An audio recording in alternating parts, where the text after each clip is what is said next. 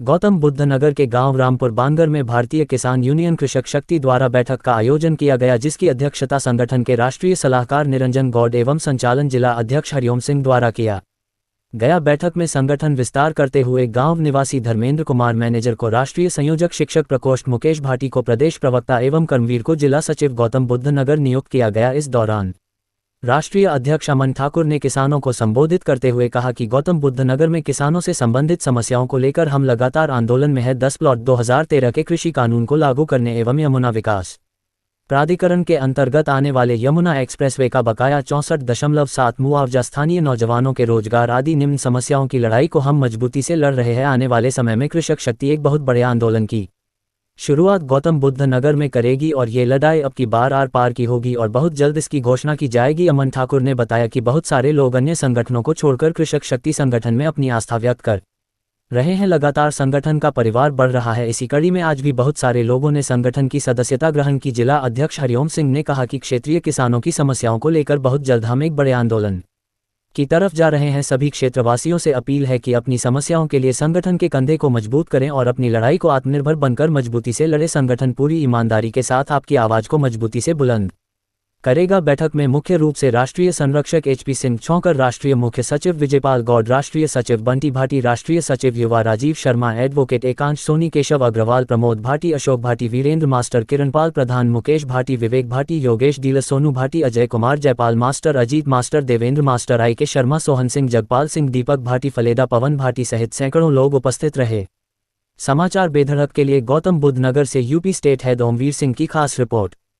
उसको आप अच्छी तरीके से जानते हो और हम लोगों ने महसूस भी किया। मेरे खुद के बड़े भाई उस आंदोलन में जेल गए और किसानों के साथ हर तरीके का प्रयास हम लोगों ने मजबूती से किया। बहुत बड़ा आंदोलन वो रहा, इस प्रदेश नहीं, देश नहीं, अंतरराष्ट्रीय स्तर तक भट्टा पारसौल का आंदोलन गया। और उस आंदोलन की वजह से जिकरपुर आंदोलन, चप्पल आपने देखा होगा किस तरीके से किसानों ने अपनी छातियों पर गोली खाई। इन सभी आंदोलनों को देखते हुए तत्कालीन सरकार ने महसूस किया और अभी बहुत सारे ऐसे मुद्दे, जिन मुद्दों को लेकर के हम किसानों के बीच जा रहे हैं, ये बहुत अच्छा विषय है कि हम लोग आपस में बैठकर के विचार विमर्श कर रहे हैं। मैं आपका बेटा हूं, यहाँ बुजुर्ग आप बैठे हैं। अगर आपका आशीर्वाद रहा तो इन समस्याओं का जड़ से खात्मा करने का बीड़ा हम लोगों का, लेकिन आपको हमारा सहयोग करना पड़ेगा।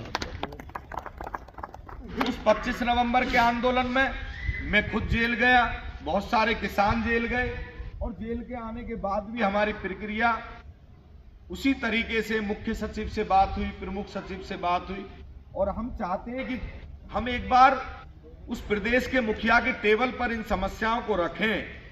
अगर ये हमारी बात अगर दूर तक जाए तो हम चाहते हैं कि हो सकता है कि यहाँ की कोई इंफॉर्मेशन उनको गलत परोसी जा रही हो।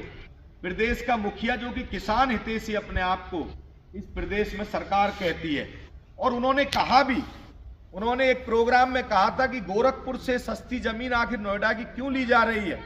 गोरखपुर की जमीन महंगी और NCR का जो सबसे अच्छा स्थान है, नोएडा को इस देश का सोना कहा जाता है और नोएडा की जमीन को अगर गोरखपुर की जमीन से भी कम रेटों में लिया जा रहा है तो ये किसानों के साथ छलावा है। तो अभी हम लोग इस मीटिंग के बाद एक आपसी सारे कार्यकर्ताओं के साथ विचार विमर्श करके इसी दिसंबर के महीने में एक बहुत बड़े आंदोलन की हम लोग शुरुआत करेंगे और अब की बार करो और मरो की स्थिति रहेगी।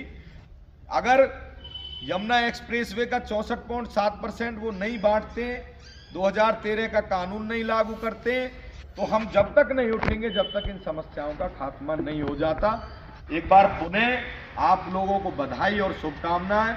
नवनियुक्त हमारे भाई बंटी यहाँ पर बैठे हैं जो राष्ट्र सचिव बनाए गए थे, मैं उन्हें भी शुभकामनाएं देता हूँ। आदरणीय राजीव शर्मा जी, आकांश भाई और जहांगीरपुर से चल करके आए हमारे साथी जो एक बहुत अच्छा मीडिया का भी काम करते हैं, मैं उन्हें भी बधाई और शुभकामनाएं देता हूँ।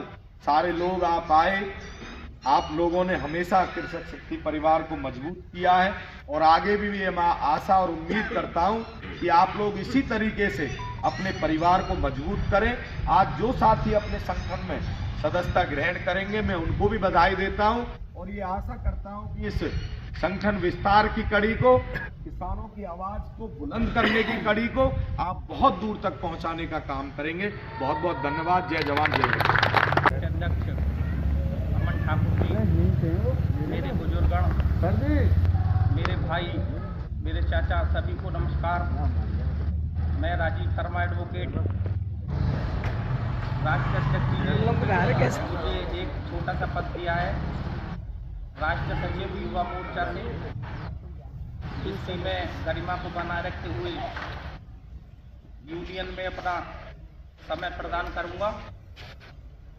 और मैं चाहता हूं कि सभी यूनियन को आगे बढ़ाने का कार्य करते रहें, कठिन परिश्रम करते रहें यूनियन में। ये हमारी जो यूनियन है वे परिवार की तरह है, इसमें सभी बुजुर्गगण व साथी मिलकर के अपना योगदान दें। कोई पद किसी ने लिया है तो उसकी गरिमा को बनाए रखते हुए अपना कार्य में से थोड़ा सा समय निकालें यूनियन के लिए भी, और परिवार को बढ़ाने का कार्य करते रहें, और जो भी बन सके वो मेहनत यूनियन में करते रहें। धन्यवाद।